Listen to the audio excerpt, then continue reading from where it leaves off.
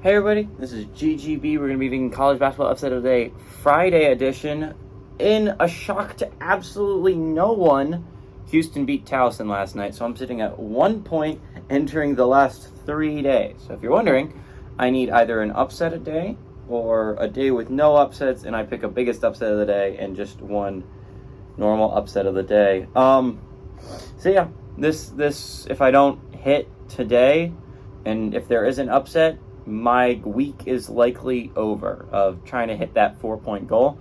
But hopefully that won't happen. We have a lot of games today, a lot of shots at upsets, which means if I don't hit mine, it's very unlikely that there's not an upset today.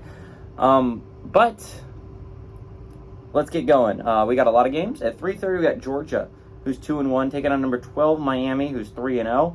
Miami favored by 6.5 on CBS Sports Network. This is the Bahamas thing, whatever they do in not the Bahamas, the Maui. There's a Maui tournament every year. Georgia, Miami's playing in that.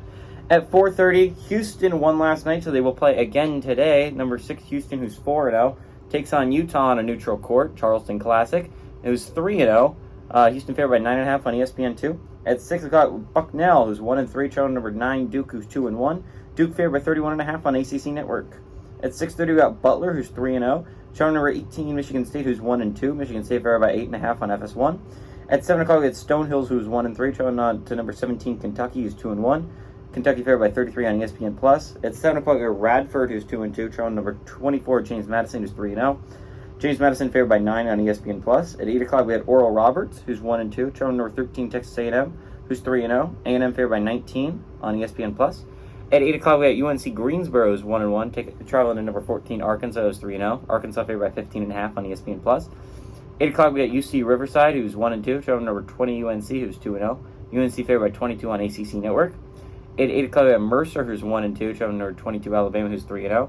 Alabama favored by 27 on ESPN+. 8 o'clock, we have Valparaiso, who's 2-1, traveling number 23 Illinois, who's 2-1. Illinois favored by 8.5 points on the Big Ten Network Plus. 8:30, we got Maryland, who's 1-2, traveling number 21 Villanova, who's 2-1. Villanova favored by 6 on FS1. And at 11 o'clock, we have Belmont, who's 2-1, traveling number 3 Arizona, who's 3-0. Arizona favored by 23.5 on the Pac-12 Network. I know what you're thinking. That is a lot of college basketball games. It is. Last Friday, we had a lot, too.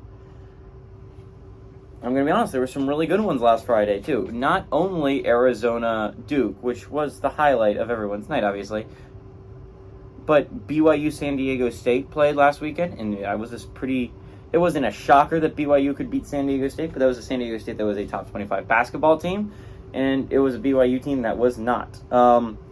Ohio State took A&M down to the wire last weekend. It was an interesting Friday of college basketball. There was a lot of shots at big upsets. There were, and I think it's going to be really interesting. There's a lot of shots at upsets today. Just let's get the group of 5 teams out of the way that I think have legitimate chance at pulling off the upset. I wouldn't bet money on them putting off the upset, but I would not be absolutely floored if they did, right? Obvious one right off the bat is Radford over James Madison. Radford is typically a pretty good basketball team. They are typically a team that is at least competing to make March Madness and sometimes does pull off an upset in the first round. I would not be shocked if Radford went to James Madison, went to the Dukes, and pulled off that 9-point upset, which I believe the spread's down now to 7. So again, Radford is not a crazy shot in the dark. 8 o'clock, Oral Roberts. I mean, sure, it's at A&M, and I would bet money A&M wins this basketball game because Oral Roberts hasn't looked great so far this year.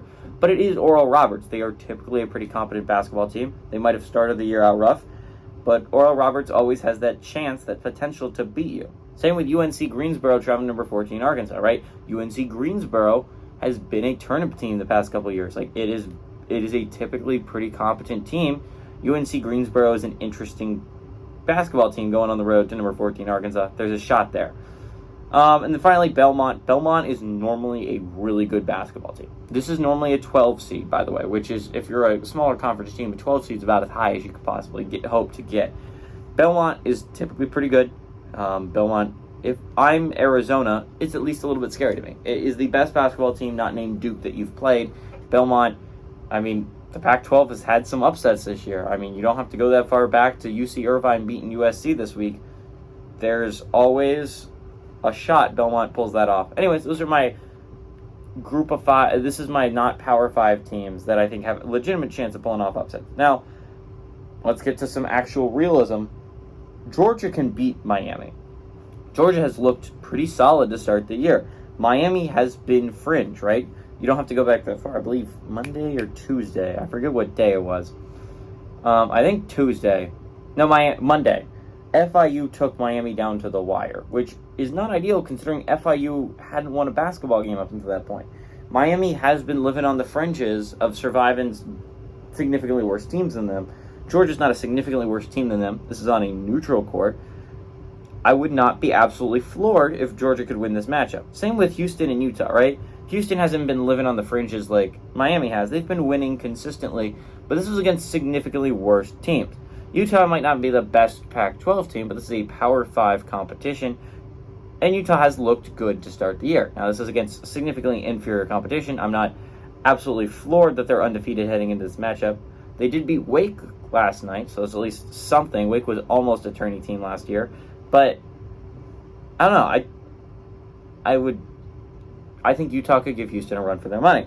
Same with Butler, Michigan State. Michigan State has started the season off rough, 1-2. Butler started the season off pretty dang great at 3-0. But this is against significantly different competition. Michigan State, 2 losses are against ranked basketball teams, and both those teams combined for a 5-1 record. It's like, yeah, it's James Madison is 3-0 and Duke is Duke. So I mean, it's not absolutely shocking that Michigan State lost those games. This would be a shocker, right? Butler is typically not a very good basketball team, unless the past couple of years they haven't been.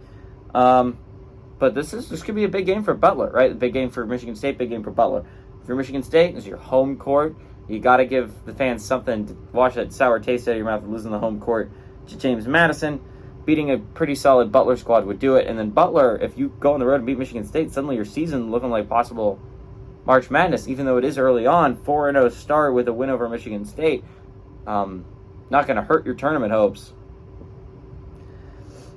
But yeah, but in the end, I think I'm going to go with a late start. 8:30, we got Maryland, who's 1-2. Travel number 21, Villanova, who's 2-1. Villanova favored by 6 on FS1. Again, Maryland started the season off rough. They have some bad losses. But I legitimately do believe this Maryland team is going to turn it around. The scary thing for me is Nova losing to Penn. I feel like Nova losing to Penn is going to make them a lot more focused. Same reason why I'm scared for Michigan State, Butler.